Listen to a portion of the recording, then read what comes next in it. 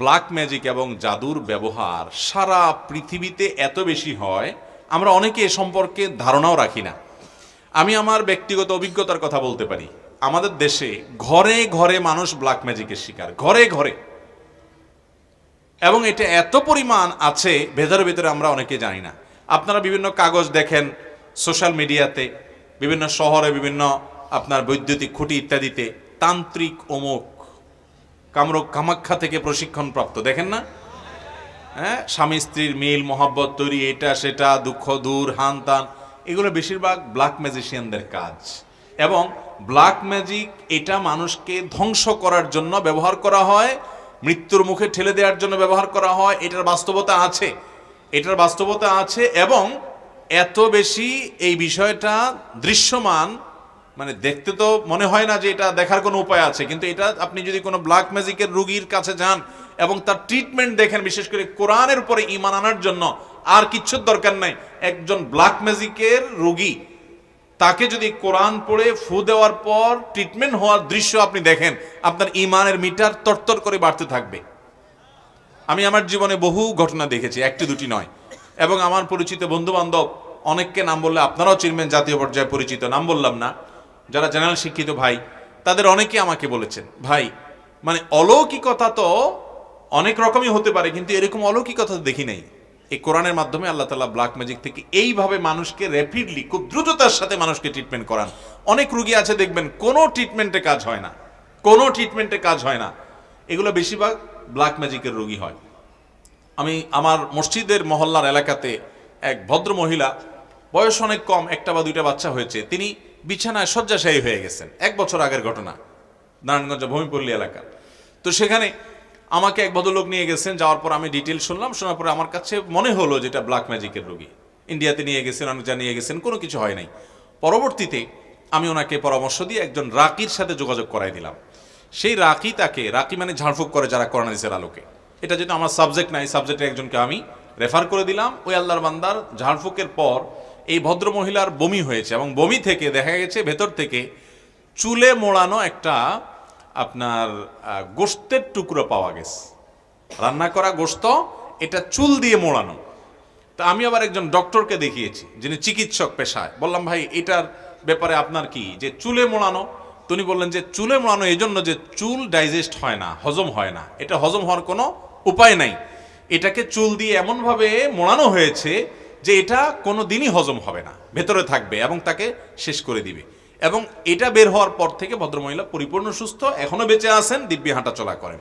এবং আমার মসজিদের পাশে 2-3 বিল্ডিংয়ের পাশেই তার বাড়ি, এখনো আছেন বেঁচে আল্লাহর বান্দি। এরকম শত সহস্র ঘটনা ঘটে। এই যে বিশ্বকাপ খেলা হয়ে গেল, আপনারা অনেকে কিন্তু আপনার পেপার পত্রিকা দেখেছেন কিনা আমি জানি না, আমি দেখেছি যে অনেক বড় বড় খেলোয়াড়রা প্রতিপক্ষ খেলোয়াড়দের ব্ল্যাক ম্যাজিক করে দুর্বল করার জন্য, আবার নিজেরা ভালো খেলার জন্য ব্ল্যাক ম্যাজিক করে। উত্তরবঙ্গে একটা খেলা আছে, পাতা খেলা, পেপার পত্রিকা প্রায় লেখালেখি হয়, গুগলে সার্চ দিলে পাতা খেলা দিলে দেখবেন চলে আসছে। আমি এটার উপরে বেশ পড়াশোনা করার চেষ্টা করেছি। এটাতেও ওই তন্ত্র মন্ত্র পাঠ করা হয়, ব্ল্যাক ম্যাজিকের আশ্রয় নেওয়া হয়, এবং একজন ম্যাজিশিয়ান আরেকজনকে টেনে নিয়ে আসে, দুর্বল করে দেয়। তো এগুলো শুধু বাংলাদেশে না, সারা পৃথিবীতে। এটার খোলাসা কথা হলো শয়তানের আশ্রয় নেওয়া। আমরা অনেককে হিরো মনে করি, এরা মূলত শয়তানের পূজারী। এরা দিন শেষে শয়তানের পূজারী। শয়তানের পূজারীরা শয়তানের পূজা করে র্যাপিডলি অনেক কিছু পায়। আল্লাহ রাব্বুল আলামিনের সুন্নাহ বা নিয়ম এটা না, আল্লাহ তাআলার পদ্ধতি এটা না। আল্লাহর প্রতি ঈমান আনয়নকারী বান্দাদেরকে আল্লাহ রাব্বুল আলামিন প্রথমত দুনিয়াতে এটা দেওয়ার জায়গায় না, আল্লাহ দিবেন আখিরাতে।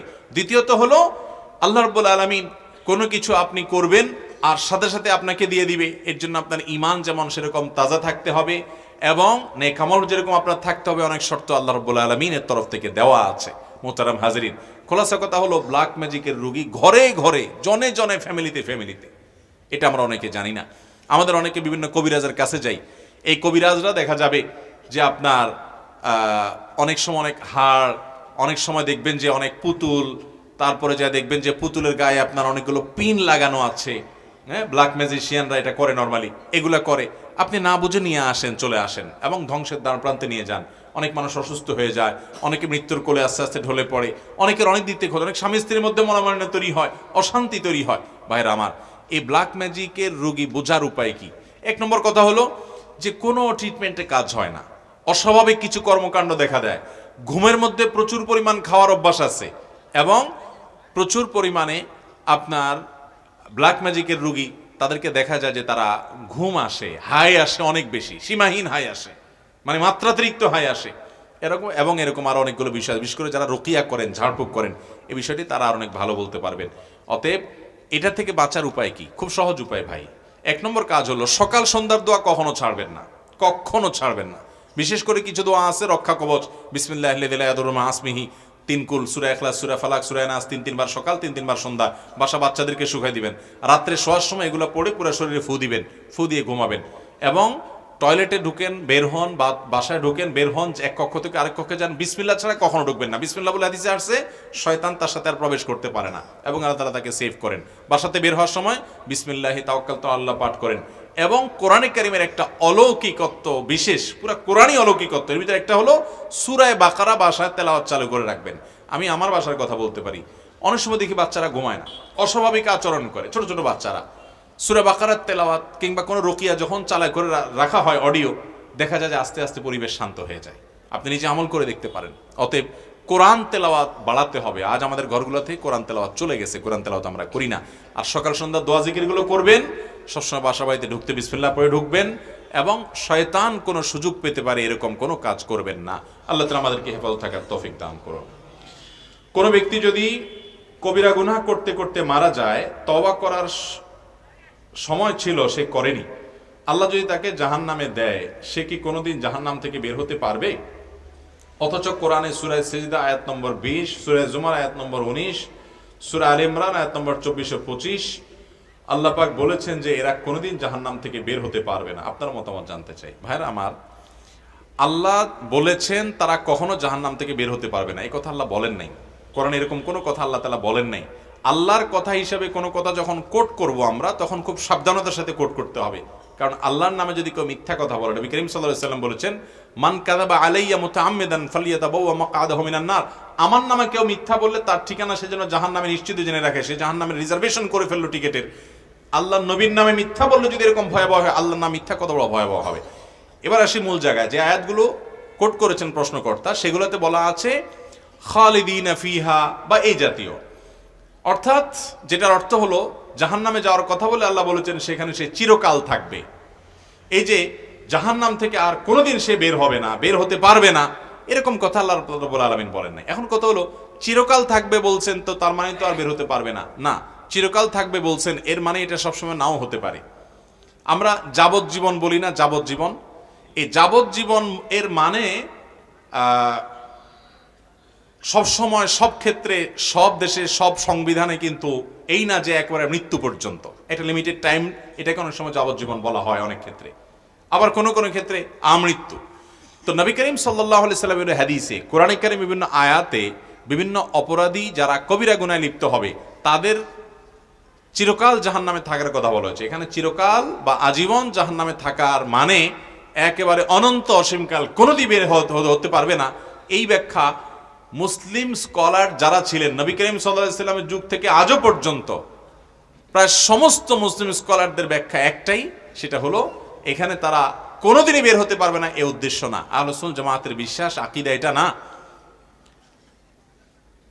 এর একটা কারণ এটিও হতে পারে যে অপরাধগুলো যারা করেছে এটাকে হালাল মনে করে, বৈধ মনে করে, আল্লাহর বিধানের প্রতি তোয়াক্কা না করে, তারা যদি কেউ আল্লাহর হালালকে হারাম মনে করে, হারামকে হালাল মনে করে, সেই ইমান থেকে খারিজ হয়ে যায়, সেই হিসাবে সে চিরকাল থাকতে পারে।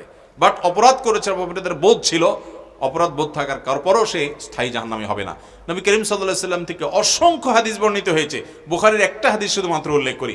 নবী করিম সাল্লাল্লাহু আলাইহি সাল্লাম সর্বশেষ জাহান্নাম থেকে বের করা মানুষের কথাও হাদিসে বলেছেন যে কিভাবে তাকে বের করা হবে, তার দৃশ্য পুরা চিত্রায়ন করেছেন নবী সাল্লাল্লাহু আলাইহি সাল্লামের হাদিসে। অতএব বোঝা গেল জাহান্নামে একবার গেলে চিরকাল জাহান্নামে থাকবে, এই বিশ্বাসী হলো আহলুস সুন্নাত জামাতের বাইরের কিছু সম্প্রদায়, মুতাজিলা সম্প্রদায়। এই মুতাজিলা সম্প্রদায়ের অস্তিত্ব আজ পৃথিবীতে খুব একটা নাই, কিন্তু আমাদের দেশে অনেকেই এই সম্প্রদায়ের এই বিশ্বাস ধারণ করেন। কোরআন বুঝতে হবে সাহাবায়ে কেরামের বুঝ অনুযায়ী, ব্যাখ্যা অনুযায়ী, নবী সাল্লাল্লাহু আলাইহি ওয়াসাল্লামের ব্যাখ্যা অনুযায়ী, সালাফে সালেহিনের ব্যাখ্যা অনুযায়ী। সেখানে ইসলামের ইতিহাসে 1400 বছরের যুগে সকল উলামায়ে কেরাম যে ব্যাখ্যা বুঝলেন, আমরা যা বুঝলেন, আমরা তার ভিন্ন কিছু বুঝলে সেটা কল্যাণের চাইতে অকল্যাণ বেশি হতে পারে এবং বিভ্রান্তির দিকে নিয়ে যেতে পারে।